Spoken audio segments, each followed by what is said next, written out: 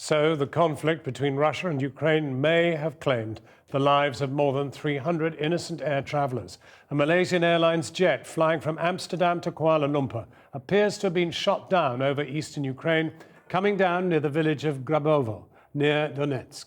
Ukraine said that its armed forces were not involved, fueling suspicions that Russian separatists may have been responsible. But they blamed Kiev. Our foreign affairs correspondent Jonathan Rugman has this report. In the war zone that is eastern Ukraine, a much bigger plume of smoke than usual. This is amateur video of a burning passenger jet, with around 300 passengers and crew aboard. And closer up, the wreckage of Malaysian Airlines MH17. The remains of a Boeing 777 scattered across a 9-mile area, along with dozens of bodies too graphic for us to show. The plane left Amsterdam just after 12:15 this afternoon. The Ukrainian government is blaming what it calls terrorists for shooting it down, just over 3 hours later, with ground-to-air missiles, in an area where pro-Russian separatists admit they have shot down other aircraft, though this attack they have so far denied. MH17 had around 300 people on board. Flying from Amsterdam, its last known position was here, near the village of Grabovo, just east of Donetsk. It was travelling at over 500 miles an hour, 33,000 feet up, over 4,850 miles short of its destination in Kuala Lumpur. No passenger list has been released yet, but Malaysian Airlines flights from Amsterdam are popular with tourists from across Europe looking for cheap routes to the Far East, including Australia. Their journey this afternoon ended here in Ukraine, the site of both a major air disaster and an international incident. The Malaysians still recovering from the loss of 239 people on a plane which disappeared just over 4 months ago. Yesterday, the Ukrainians said one of these fighter jets was shot down by Russian aircraft, but separatists claimed they had fired at 2 or 3 of them, and they admit to having these Buk M1 surface-to-air missiles. A pro-Russian commander, Igor Strelkov, has tweeted, "We warned them not to fly in our skies," though it's unclear if this is a reference to today's event, and the tweet has since been taken down.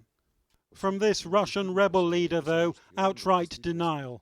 Ukrainian forces shot it down, he said. "I really think this is a deliberate provocation." Though tonight, Ukraine's president was adamant. This was no accident, he said, but an act of terrorism. The president is calling for an investigation, but he sounds as if he has prejudged the outcome already. Well, in a moment, we'll hear live from the Ukrainian government in Kiev and from our Asia correspondent in Bangkok. But first, here's our chief correspondent, Alex Thompson, with me in the studio. What warnings were in place about flying over this area, a war zone? Well, yes, a war zone, and they knew that, and to be fair, they acted upon it. They being primarily the FAA for the Americans and Eurocontrol, which controls, as the name suggests, European flights. 2 very interesting warnings. They both coincide, same date, April the 3rd, and they've both been subsequently updated. They talk about what they describe as, and I quote here, the potential for conflicting ATC, that's air traffic control instructions from Ukrainian and Russian authorities, and related misidentification of civil aircraft. Quick translation, there was a dispute on the ground between the Russians and the Ukrainians. It was going on in the air as well as to which and who controlled that vital airspace. And obviously the implication of misidentification of civil aircraft with people with munitions on the ground is that they might have thought that the civil aircraft may have been mistaken for a military one. So those were the 2 key warnings in place and have been so ever since. But they're not mandatory warnings, as in don't fly there. They're not mandatory warnings, no. It is left to the airlines, but it would be a very unusual situation in those circumstances if they flew against those warnings. And what are the authorities saying tonight? Well, tonight, essentially 2 things so far as Britain is concerned. Department of Transport saying all flights already airborne are being routed around that area by air traffic control. Pilots around the world, though, more widely been advised strongly to plan routes avoiding that, and Eurocontrol, who we've just mentioned, are working on that to ensure safe air navigation in those areas. The CAA, Civil Aviation Authority here in the UK, makes the point we, outsiders, can't impose closing airspace. We can't do that. Only the Ukrainians and perhaps the Russians have an influence here too. That's how chaotic it is. Only they can do that, but they are hoping that they will. Only they could close the airspace. And what's going on tonight in that airspace? Well, let's have a look. I think we've got a picture here now which shows the situation. You can see considerable holes in the airspace there in the eastern Ukraine region. You're looking down in the Ukraine there around Donetsk. I wonder if we can get up an earlier satellite map, which should show us what was happening as that plane was routing through. Well, no, perhaps we can't get that, but obviously, what you would see from that was, and you can see a great many more planes. Now, it's not, we stress, it's not for outsiders to close airspace as such, only they can do it. One other detail which is of interest to people, shortly after that crash went down, 4 major flights were in the immediate area and they carried on. They were Emirates, Singapore, Etihad and Kazakhstan. We shouldn't be too alarmed. The fact is they were flying at great speed, at great height. They were already there. Perhaps they judged the simplest thing was just to keep going. Thanks, Alex. Well, the Malaysian authorities have launched their own inquiry about the downing of the plane. It's the second time this year that Malaysian Airlines has lost an aircraft. In March, one of its jets disappeared with 239 people on board. Our Asia correspondent, John Sparks, joins us now from Bangkok. What's emerging there? Thanks, Krish. Well, it's late here in Southeast Asia, and I have to tell you that news about this plane crash has been filtering through fairly slowly. I've been on the phone with a couple of Malaysian government officials as they drive out to the airport in Kuala Lumpur. They're trying to find out what's going on, and I can tell you that the Malaysian Prime Minister, Najib Razak, his Defence Minister and his Transport Minister are also on the way to the airport. They will get a briefing from Malaysia Airlines, and we should get an idea of what the Malaysians know at 4 a.m. Malaysia time. That's about 9 p.m. UK time when they have scheduled a press conference. But what I can tell you is that they are deeply shocked. They really can't quite believe it. This is the second catastrophic incident to affect Malaysia Airlines. Of course, I'm referring to the disappearance of MH17 over the Indian Ocean. And you have to remember that there are lots of people who will be desperately worried, desperately concerned. The Malaysia Airlines call center is jammed. People can't get through. They want information. They want to know who is on the passenger list. And I can tell you that Malaysia Airlines dropped its ticket prices after the disappearance of MH17. There will be tourists on that aircraft. There will be backpackers who travel between Europe and Australia. And I think it's highly likely that there are Britons on that aircraft as well. John Sparks. Christian, in the last few minutes, it's been confirmed by the French Foreign Ministry that at least 4 of their nationals are amongst the dead. That adds to the 23 Americans we had, the 9 British, we believe. We're joined now from Kiev by Alexander Shaba. He is the ambassador at large at Ukraine's Ministry of Foreign Affairs. Ambassador, thank you very much for joining us tonight. What line are you really working on in Ukraine tonight? What is your belief as to what has happened? Well, first of all, it's one of the blackest days in the history of this nation, and we are deeply, deeply terrified and horrified by what happened, by this crime that all evidence shows was perpetrated by the so-called separatists. We call them terrorists, and this crime shows why we do that. I just will give you the facts, and you will connect the dots. They have been hunting, the separatists, the terrorists have been hunting our planes day by day. The day before yesterday, there was one plane down. Yesterday, there was one plane down. Today, they have been bragging all over the internet that, quote unquote, another Ukrainian birdie is down. Then all of a sudden, when it turns out it wasn't Ukrainian, then all of a sudden they didn't know anything about it.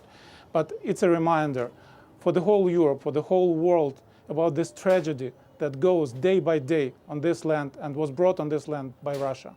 When you talk about the planes that have been brought down so far, they've been brought down with what equipment? Ambassador, could you wait one moment, Ambassador? President Obama is speaking right now. We're going to go to Washington and I'm going to come back to you. Could you hold on for us for a moment? Mr. Obama was due to speak at this moment anyway. He is expected to say something about the air crash. Let's We've got actually some take a better listen to looking him now. flags with us here today. We've got Bo and his wife Hallie are here. Give them a big round of applause. We love them.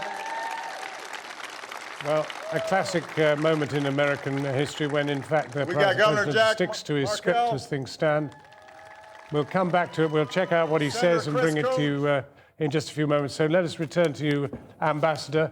Clearly, the President of the United States is going to say something a bit later. At the moment, he's in a chatty form, so we'll leave him there.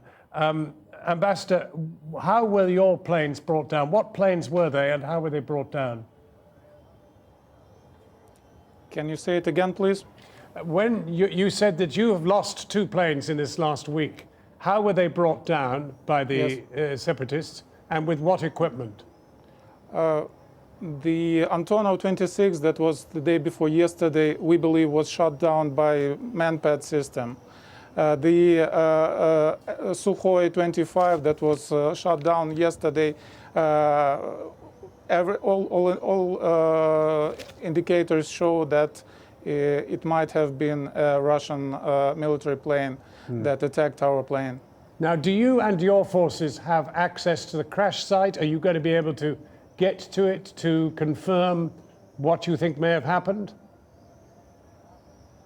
I have seen the pictures from the crash scene, and I saw representatives of Ukrainian Ministry for Special Situations trying to extinguish the fire. So I suppose someone is there, but I cannot confirm it conclusively. So it should be possible anyway for international crash investigators to get there. They won't be prevented by the separatists. Absolutely. There must be the terrorists that control this territory. They must give every way for the international investigators, for the rescue teams. This is a tragedy that's above nationality. Ambassador, this is a very big plane, and of course 300 people have been killed on it.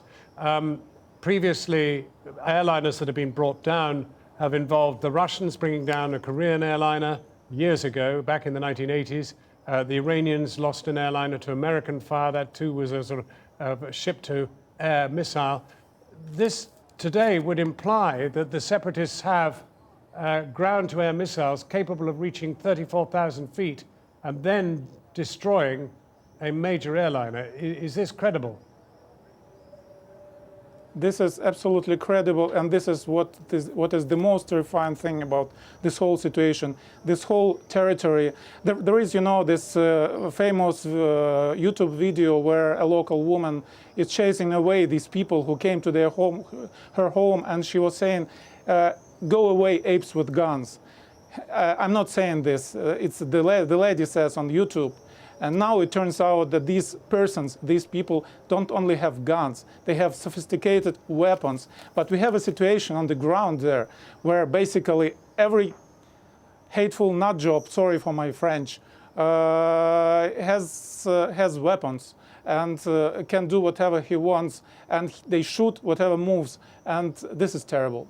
Ambassador Sherba, thank you very much indeed for joining us. Christian.